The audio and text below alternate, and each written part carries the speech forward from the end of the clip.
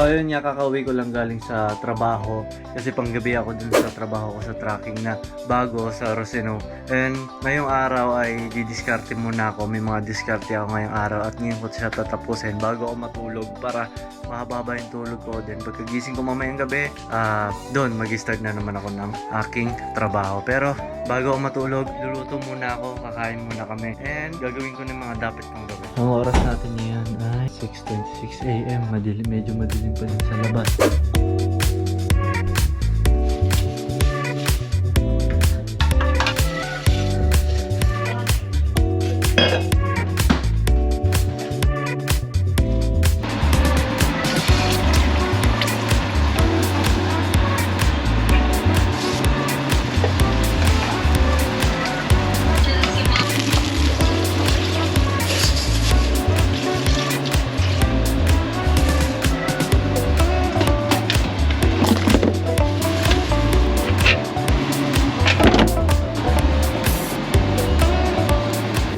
So yun guys, habang inaantay ko pa yung burger na niluluto ko at yung sinaing, ito, kanin ko muna itong, minsan ito yung silent ko yan, nagtatahiak. Bira lang ako maganto dahil napakahirap dahil yung pag-edit, kunyari yung mga design, matagal edit yung design eh. Okay sana to kitaan dito kaso, yung pag-edit niya ang pinakamahirap. Ito yung pinagkakabalahan ko pag wala akong magawa. Kaso yung pag-edit nito matagal, umaabot siguro ng, kunyari isang halos buong araw kapag malaking design eh. Dami akong mga sinulid dyan. Parto ko to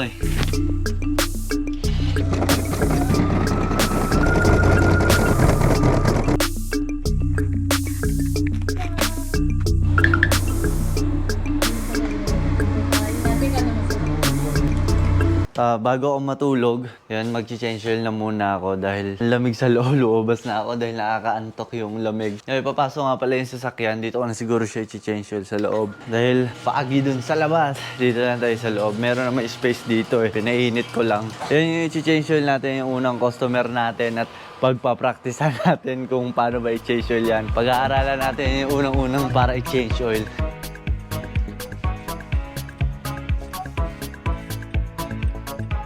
So yun guys, ito yung mga kailangan natin para sa pag-change oil nitong Nissan. Yung oil na gagamitin ito, Motomaster na made by Shell to. Ngayon, mas mura siya. Same lang din ito sa mga iba. Iba pangalan lang naman kasi. Tapos ito, yung filter niya, oil filter. Tapos ito, yung budo. Tapos ito, pantanggal.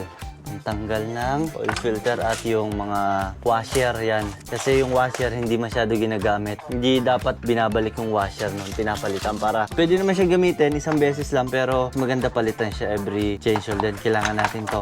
Meron din kami na mas mahaba na ito kung sakaling mahigpit yung pagkakalagay ng anong tawag din yung nuts yan.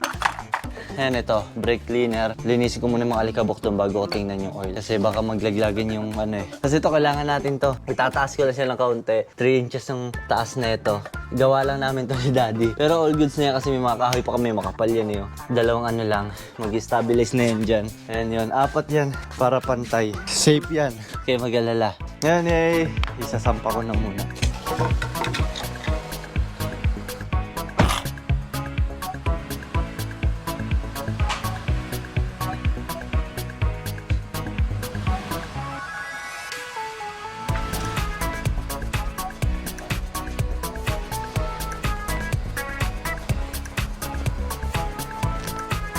So yun guys, all goods na naipatong na natin yung yan.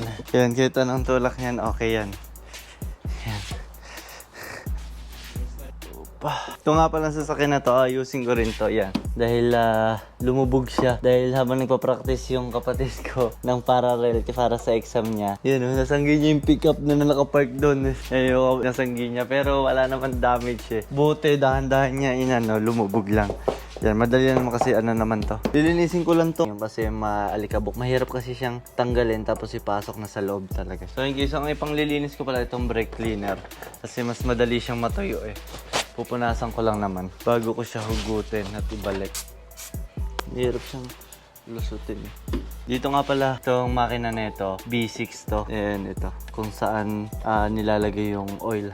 Ito nga pala guys, kailangan din natin to. Ayan. Ano to? Ang kaya nito nasa 15 liters ata. Ang kayang salukin nito. Yan, ni-cycle. Kaya ito guys, di ako nagbibiro. Kaya sa mga taga Regina at gusto makamura change oil, bibili lang kayo ng sarili nyong oil at filter. Then ako na bahala, mura lang ang labor ko ng change oil. Tapos magigrease din ako ng sasakyan. Igigrease ko yung mga bolts na ito. Tapos yung bolts ng pickup, igigrease ko siya. Kaya yun, sa mga gusto, alam nyo na, i-message nyo lang ako, kontakin nyo lang ako sa Facebook. Nalagay natin yan sa ilalim. So yun guys, simulan na natin tanggalin. Medyo mahirap pala to dahil nandun yung filter niya na sa gilid. Dito, bawal, pasok. Dito. Carmen, palo kita. Huwag mo pa habulin.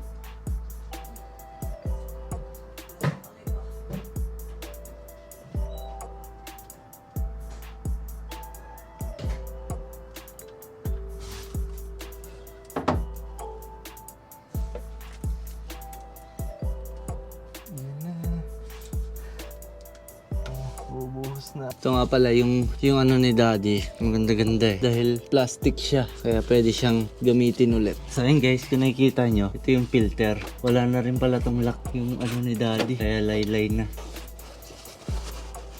Nakita nyo ba?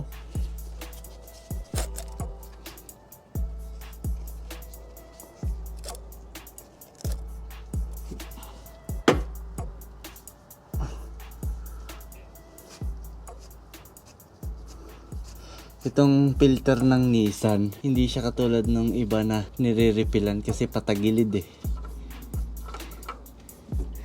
Patagilid siya. Siguro baka repilan ng kaunti.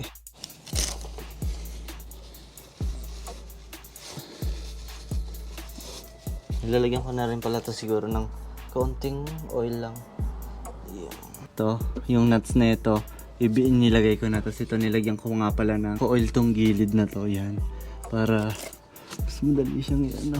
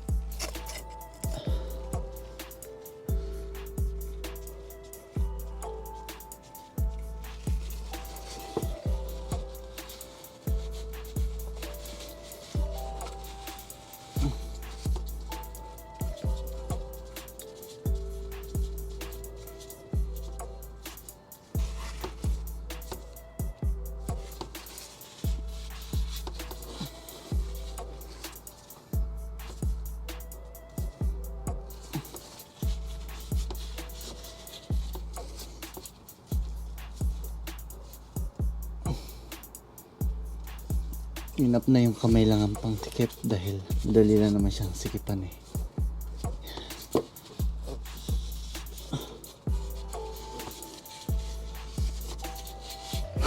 Tapos itong yung sa oil, higpitan na natin.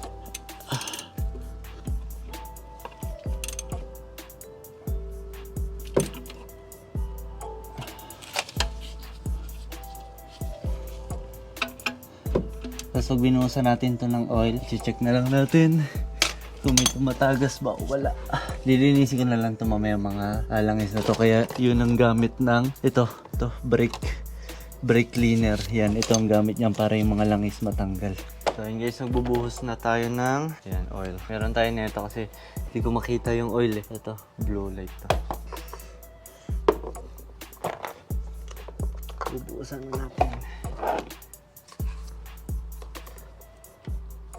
Kasi ang kailangan na oil dito, 4.8 liters lang.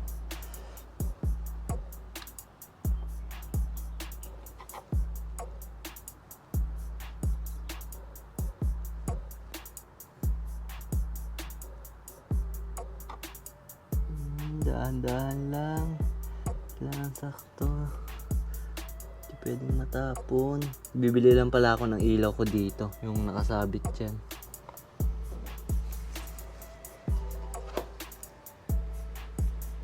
1 liter na lang, 1 liter.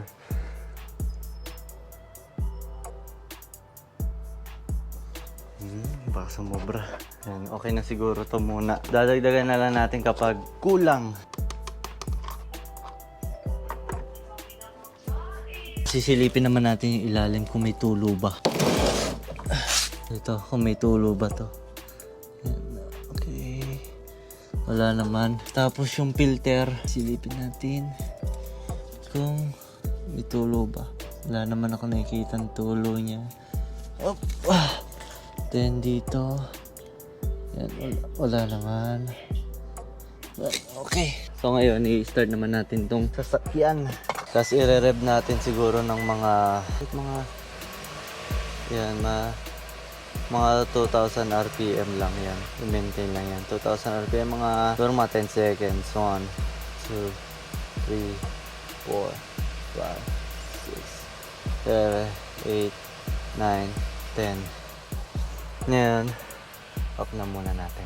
I-check naman natin yung yung level ng oil. Medyo mahirap lang pala tong yung Nissan Pathfinder. Nissan Pathfinder to eh. Yung oil niya. Punas muna.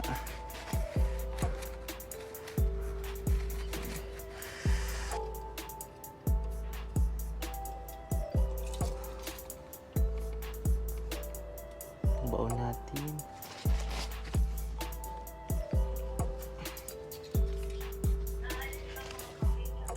So yun guys, sakto siya. Kung makikita nyo. Makikita nyo, yan o. Nasa high yung oil natin. Pero i-check ko pa ulit. Pina-cool down ko lang muna eh. Dahil in-start ko, di ba? Pina-cool down ko muna para makita. Kasi umangat yung oil eh. Kaya hindi makita yung gauge.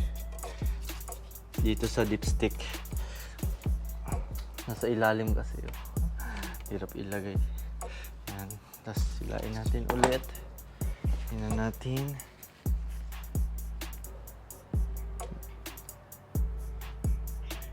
Yun na. Sakto lang siya. Mapapansin nyo. Yun o. Ito kasi iba to. Dito lang. Yun o. Putol yan eh. Putol. Ito yung mga dinaanan. Putol. Yan.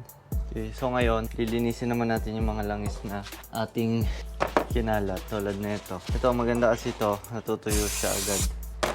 Ayan. Bali, matutuyo, matatanggal yan.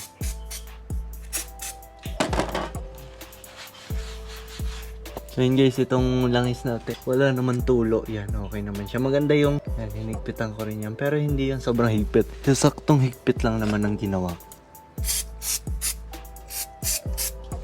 Nakatanggal to ng mga grease eh.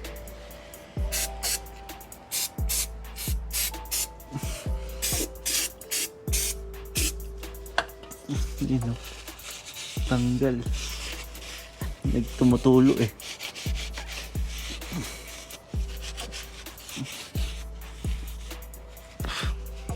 Parang alcohol. Tapang. So yung mga tinuluan dito ng filter, punasan ko din pati yung paligal na filter para tanggal yung dumi. So yun guys, kung makikita nyo, medyo malinis na. Yan, ito din, nilinis ko na rin yung dito. So yun guys, tapos ko na pala i-change itong Nissan na to, okay naman. Dinoble check ko yung ilalim, yung langis, okay naman, sakto naman siya. And pati yung filter, wala naman siyang leak. Yan, sa susunod, ang gagawin ko naman ay, tawag dito, i-grease ko. Gagarasahan ko lahat ng mga bolts niya, yung mga dapat garasahan yung chassis, lubrication neto. Pati yung pick up, siguro yung pati yung kay My Loves. Nandito nga pala si My Loves. Yun, hello My Loves. Thank you nga pala sa sapatos ulit ha. Love you. Sabigay mo. Ito, ako na bahala dyan, magtapon. Kaya kung kayo gusto yung magpa-change oil sa akin, pa-change oil na kayo para wala kayo alalahanin sa langis nyo, ako na bahala. Ilulubricant ko yung mga sasakyan next time. So yun guys, kita-kits tayo sa susunod nating gagawin dito sa sasakyan na to. At sa pickup, kailangan ng lubrication kasi nasa 70 na to, 70k yung tinakbo. So yun guys, see you next time. Sana nag-enjoy kayo. Let's go.